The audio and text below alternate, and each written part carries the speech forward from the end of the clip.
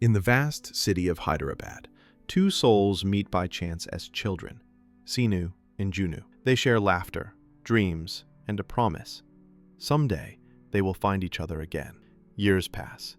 Lives change, but destiny has other plans. Let's go back to where it all started. Seenu is a street kid, resourceful and kind. He plays the ektara, a single-string instrument, for pennies. He works hard but often gets bullied by other street kids, who take his money, leaving him with nothing but silence and bruises. One day, at a pani puri stall, he meets Junnu, adorable, quirky, and full of life. She listens to the tune he plays and requests a melody of her own. He composes one just for her.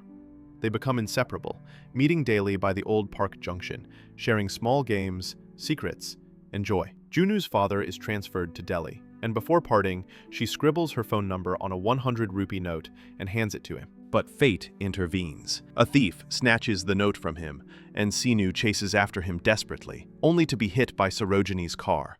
He is quickly rushed to the hospital for treatment.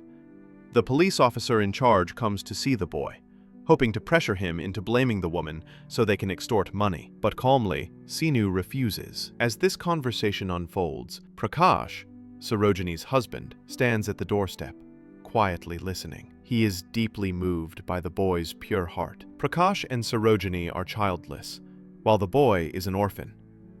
They decide to adopt him and give him a new name, Avinash. 14 years later, Avinash has grown into an educated, kind, and respectable man. Junnu, now called Priya, carries the memory of the past in her heart. Though both lead affluent lives, they feel a quiet emptiness, a void no one else can understand. Seenu, now Avinash, never forgets the bond they shared in the past. He continues to jog past their old meeting spot, hoping for a miraculous encounter. Priya, in Delhi, refuses to forget her childhood friend. Suddenly, her father is transferred again, this time to the United States. Yet, she refuses to surrender to fate without a fight. She speaks to her father and says she wants to visit Hyderabad before their departure, to attend a friend's wedding. Truthfully, she is going for the wedding, but everyone knows the real reason.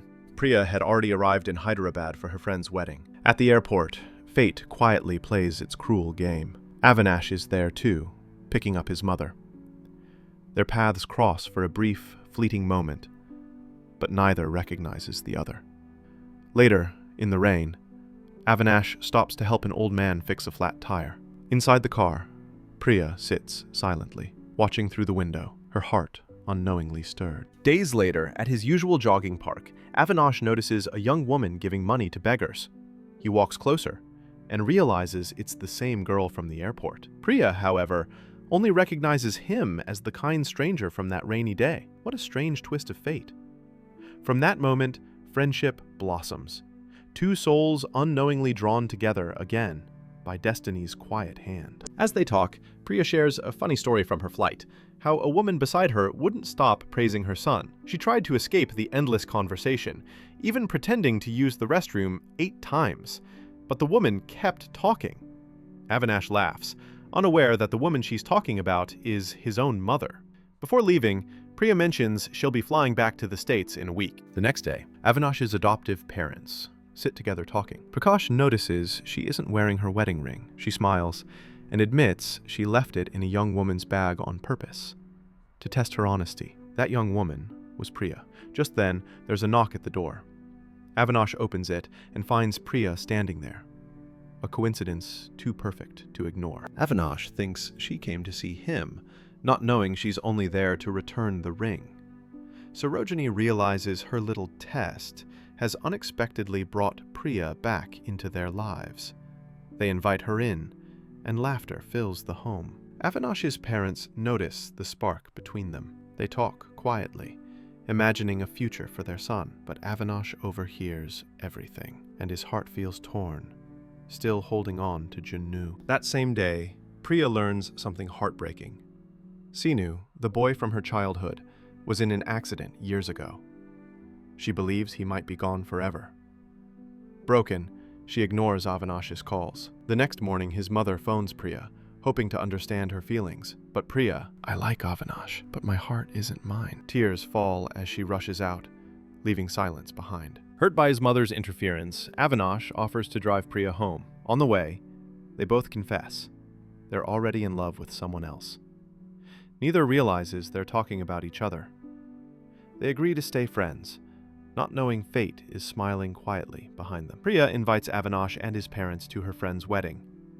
He agrees, unaware the day will change everything. At the wedding, music fills the air. Priya and Avinash dance with the crowd, but a sudden moment of closeness freezes them in time. Their eyes lock. Embarrassed, Priya quickly pulls away and runs outside.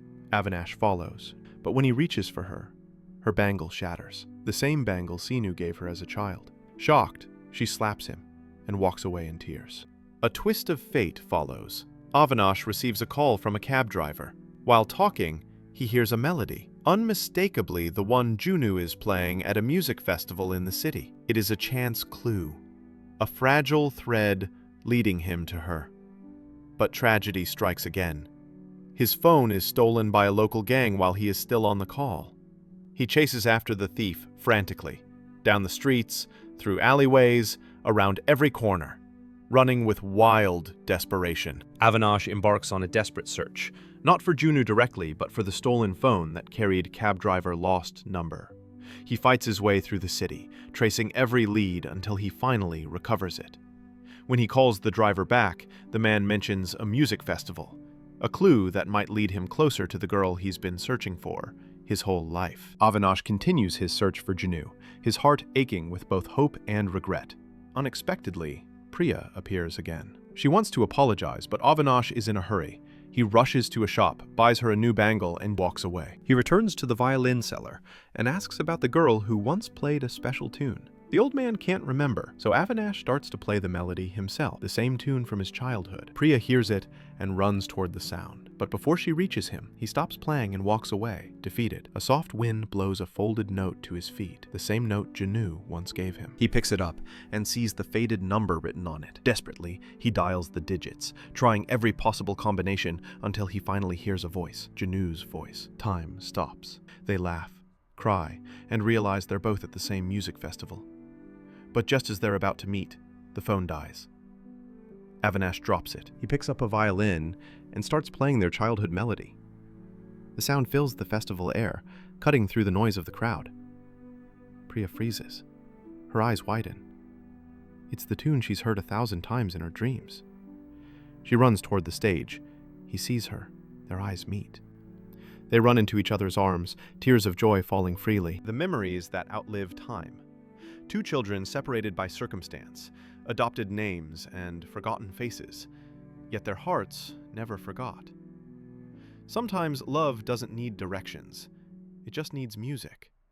And when it finally plays again, the soul always finds its way home.